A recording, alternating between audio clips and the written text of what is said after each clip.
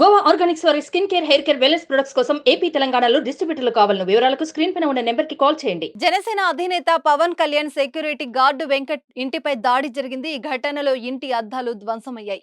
రాడ్లు, రాళ్లు, కత్తులతో దాడి చేశారు.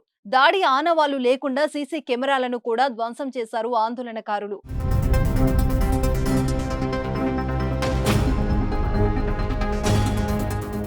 హైదరాబాద్ లోని జనసేన అధినేత పవన్ కళ్యాణ్ ఇంటికి సెక్యూరిటీగా వెంకట్ పనిచేస్తున్నారు.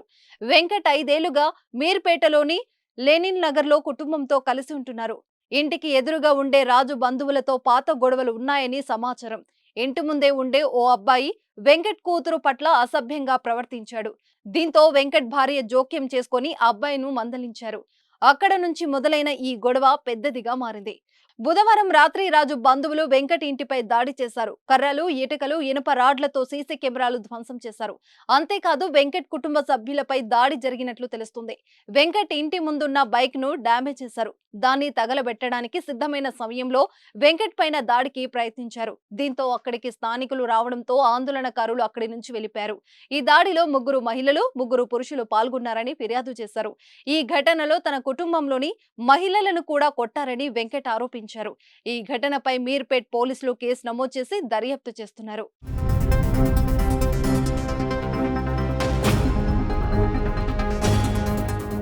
సుమన్ టీవీలో మీ పర్సనల్ అండ్ బిజినెస్ ప్రమోషన్స్ కోసం కింది నెంబర్కి కాంటాక్ట్ చేయండి.